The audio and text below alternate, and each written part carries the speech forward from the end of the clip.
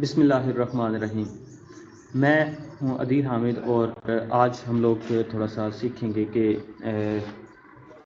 हमारे पास जो फंक्शंस हैं वो क्या होते हैं सी लैंग्वेज के अंदर और उनको किस तरह से हम लोग अपना प्रोग्रामिंग के अंदर इस्तेमाल करते हैं। Functions actually block of code होते हैं, यानी कि कुछ स्टेटमेंट्स होती हैं जिनको हमें किसी भी प्रोग्राम के अंदर बार बार जो है वो यूज़ करना पड़ता है। तो यहाँ हम लोग क्योंकि अपना जो IDE है कोड ब्लॉक्स वो यूज़ कर रहे हैं। मैं यहाँ से आपको पहले तो थोड़ा सा फंक्शंस के बारे में बताता हूँ कि फंक्शंस होते क्या हैं, फिर उनको हम लोग प्रैक्टिकली इम्प्लीमेंट करने की कोशिश करते हैं सी लैंग्वेज के अंदर। क्योंकि हम लोग जो है वो सी लैंग्वेज का एक कोर्स जो है वो करते जा रहे हैं। इसके अंदर हमारा जो सिलेबस है उसमें जो सी लैंग्वेज है उसके बारे में कहा गया, तो वहाँ पे जो लास्ट हमारा काम है वो फंक्शंस के बारे में डील करना। तो यहाँ से हमारे पास क्या है जी, function a function is a block of statements which perform a particular task. Example given, printf is a function that is used to display anything on computer screen. scanf is another function that is used to take input from the user।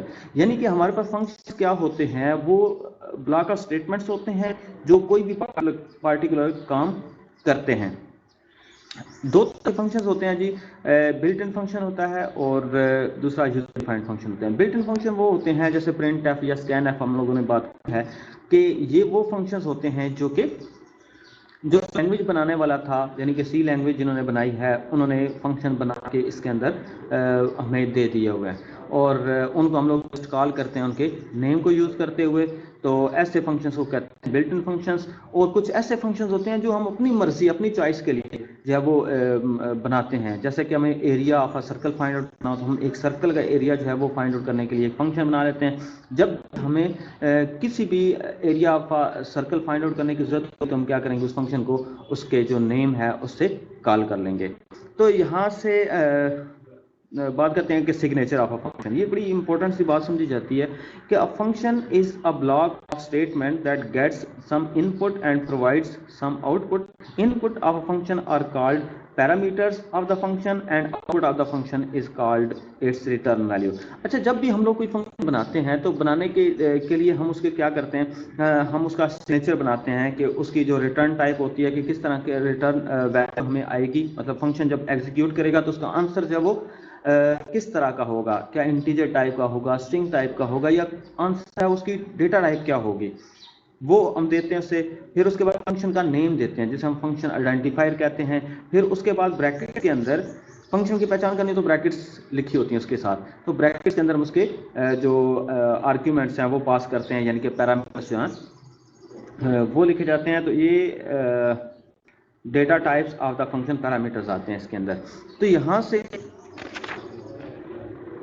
कुछ functions हैं उनकी जो examples हैं वो भी मैं आपको बताता हूँ कि अगर चलें लेट्स हम यहाँ से एक नया जो प्रोजेक्ट है वो स्टार्ट कर लेते हैं। एक न्यू प्रोजेक्ट ने स्टार्ट किया और यहाँ पे कंसोल एप्लीकेशन पे जाते हैं एंड देन हम जाके सी के अंदर जो फंक्शंस हैं उनको स्टडी करने की कोशिश करते हैं।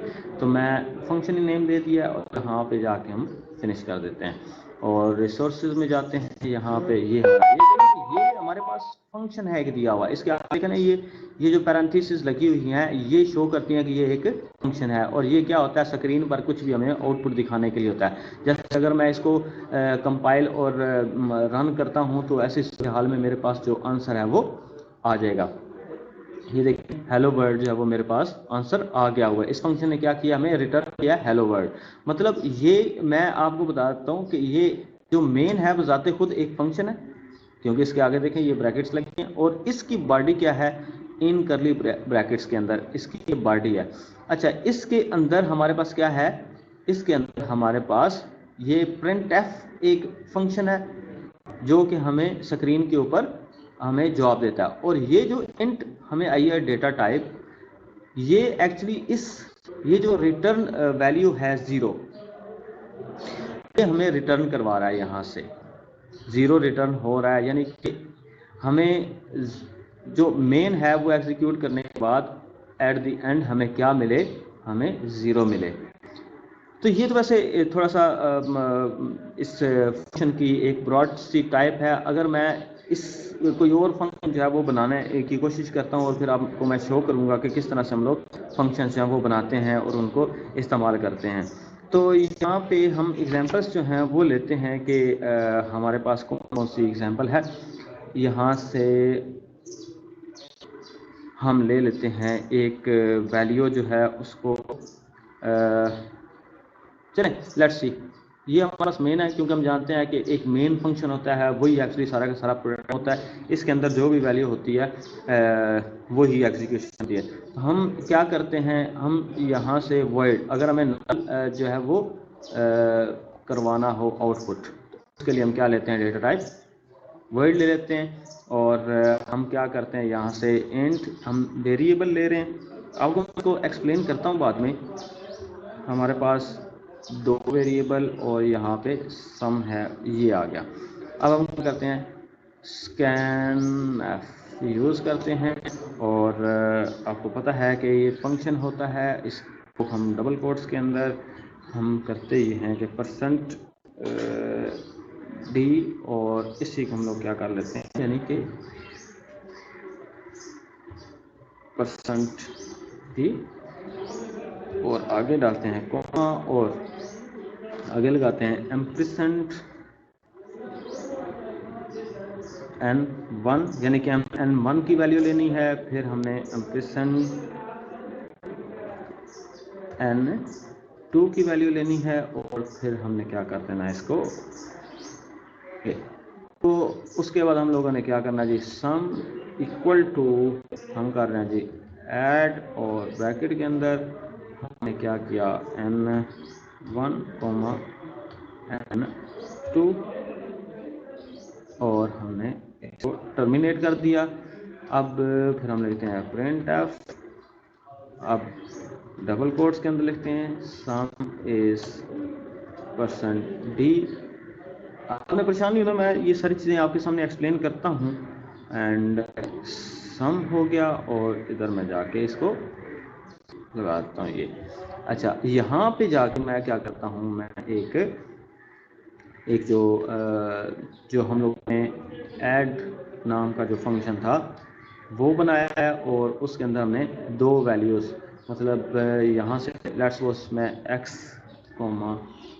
y करता हूँ, और इसका काम क्या होगा, इस फंक्शन का काम ये होगा कि यहाँ से हमने करना क्या है, इस रिटर्न करवाना है, हमने रिटर्न x प्लस y, यानी कि हम इसे वेरिएबल में स्टोर करवा के फिर भी करवा सकते हैं। और यहाँ से हमने इंट टाइप ले लेते हैं, परसेंटेज इंटीजर के लिए था। अच्छा, पहले तो मैं ये करता हूँ कि मैं इसको रन करके चलाने की कोशिश करता हूँ।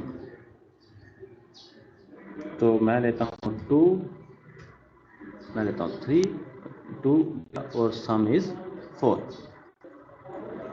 आंसर मेरा आ गया सम इज़ 4। अब ज़रा मैं आपको इसको एक्सप्लेन करता हूँ कि किस तरह से इस फंक्शन ने काम किया था। सबसे पहले तो हम जानते हैं कि वॉइड होता है ये कुछ भी अगर रिटर्न ना करवाना हो किसी भी फंक्शन से, तो उसके लिए हम डेटा टाइप वॉइड यूज़ करते हैं। उसके अंदर हमने क्या किया था, यहाँ पे जो मेन है, मेन के अंदर जाके सारी की सारी जो रनिंग है वो होती है, प्रोग्राम चलता है। इसमें हमने क्या किया, एक integer n1, n2 and some, ये 3 हमने वेरिएबल्स डिक्लेयर किए हैं, 3 तरह के वेरिएबल्स लिए हैं। उसमें हमारे पास वो तीनों क्या हैं, इंट टाइप के हैं। फिर हमारे पास एक फंक्शन है जो कि यूजर से प्रोग्राम की एग्जीक्यूशन के दौरान इनपुट लेने के लिए होता है। अब ये परसेंट डी मतलब n1 जो है वो भी इंटीजर टाइप इनपुट लेगा, और n2 जो है वो भी क्या लेगा, इंटीजर टाइप इनपुट लेगा। तो इसके लिए हमने ये परसेंट डी जो है वो यहाँ पे यूज़ किया। और ये जो एम्परसेंड का साइन होता है, ये एक्चुअली वेरिएबल की लोकेशन को जाहिर करता है कि इस वेरिएबल की लोकेशन के अंदर आप जो है वो स्टोर करवा दें वैल्यू। यानी कि जब वहाँ पे मैंने 2 और 2 जो है वो किया था, तो पहला जो 2 था वो n1 के अंदर आ गया था, और जो सेकंड 2 था वो n2 पर चला गया था। अब क्या हुआ, सम इक्वल है ऐड n1, n2। हुआ ये था कि मैंने एक फंक्शन नीचे बनाया है, ये देखें, ये फंक्शन एक्चुअली इसके अंदर मैं क्या कर रहा हूँ, इस स्टेटमेंट के अंदर मैं फंक्शन को कॉल कर रहा हूँ। फंक्शन जो वैल्यू मुझे रिटर्न कर रहा है वो जाके कहाँ पे स्टोर हो जाएगी, इस सम के वेरिएबल के अंदर। और इस अगली स्टेटमेंट में प्रिंट एफ में मैं क्या कर रहा हूँ, सम इज, ये %d की जगह पे इस सम की वैल्यू आके सेव हो जाती है, प्रिंट हो जाती है। अब क्या होता है, जैसे ये लाइन एग्जीक्यूट होती है, ये लाइन, तो यहाँ इस लाइन के ऊपर लिखा हुआ है ऐड, मतलब मैं फंक्शन को कॉल कर रहा हूँ जैसे ही, और उसको मैं दो वैल्यूज दे रहा हूँ, n1 की और n2 की, वो पता हमने ऊपर से ले ली थी, n1 और n2 की। अब जरा वो जो मैंने फंक्शन किसको कॉल किया, मतलब मैंने ये जो लाइंस थी इनको कॉल किया, ये जो नीचे लाइंस हैं इनको मैंने कॉल किया। इसमें क्या किया जी, मैंने उसका नाम यूज किया और उसके अंदर 2 आर्ग्यूमेंट्स आने थे। इन पहले जो x है इसकी जगह पे क्या आया, n1 की वैल्यू आई, इस y की जगह पे n2 की वैल्यू आई, नीचे आकर उसमें क्या कर दिया, इन दोनों को ऐड किया और ऐड करके मुझे एक इंटीजर टाइप जो है वो रिटर्न किया आंसर, मतलब 2 और 2 को प्लस किया और प्लस करने के बाद मुझे इस फंक्शन ने रिटर्न कर दिया यहाँ पे 2, और वो 2 था वो जाके स्टोर हो गया इस सम के अंदर, और यहाँ नीचे इस सम की वैल्यू जो वो प्रिंट हो गई। मैं एकदम आपके सामने दोबारा से इसे चलाता हूँ और फिर हम कोई और वैल्यूज से वो लगा के चेक करते हैं। मतलब यहाँ मैं 25 एंटर प्रेस किया मैंने, यहाँ से मैं 32 एंटर किया, तो ये देखें सम इज 57 आ गया। यानी कि इस फंक्शन को जैसे कॉल किया गया उसने वैल्यू जो है वो नीचे जो हमारा फंक्शन जो हमने बनाया हुआ वहाँ से वैल्यू उसने कैलकुलेशन करवाई, और यहाँ जाके उसने फिर दोबारा से इधर आके उसने आंसर जो है वो यहाँ से आंसर उसने प्रिंट आउट कर दिया। मुझे उम्मीद है कि आपको फंक्शन के बारे में कुछ ना कुछ अंदाज़ा हुआ होगा। अगर आपको कुछ पता नहीं था तो आप मेरे से पूछ सकते हैं, हम नेक्स्ट टाइम इससे भी बेहतरीन तरीके से इसको एक्सप्लेन करने की कोशिश करेंगे, और कुछ आपके लिए जो फंक्शंस हैं, जहाँ हमारी जो इधर दिए हुए फंक्शंस उनको हम लोग अपनी सिलेबस के अंदर जो दिए उनको डिस्कस करने की कोशिश करेंगे, और फिर आपको प्रैक्टिस करने के लिए देंगे कि आप ये फंक्शन बनाएँ। अब तक के लिए इतना ही, अपना ख्याल रखिएगा, मिलते हैं इंशाल्लाह, अल्लाह हाफिज़।